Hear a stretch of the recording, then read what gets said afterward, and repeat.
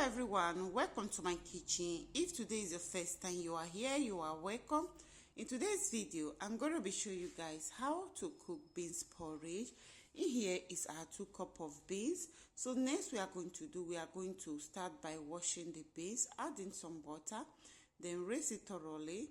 Once we are done rinsing, we take the water out and rewash again, because we are going to be washing these beans like 2 to 3 times depending on how you want your beans to be washed.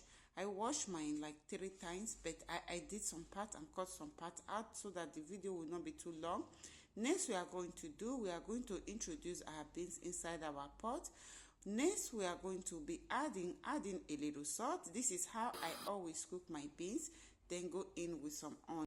Once we are done adding the onions, next we are going to go in with bay leaf. Why I always like using bay leaf, because when you use bay leaf to cook your beans, the aroma that is going to be coming out of your kitchen will be given.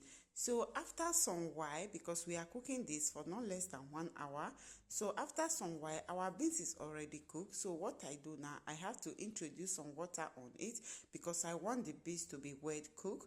In here is our sweet potato and plantain that I've already paid and washed. Introduce the plantain and potato inside.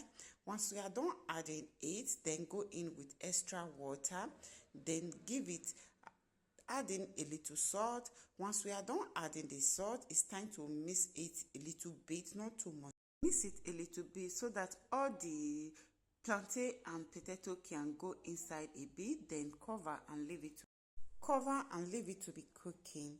In here is our onions and some seed of tomatoes with pepper. So we are going to give it a blend of lime.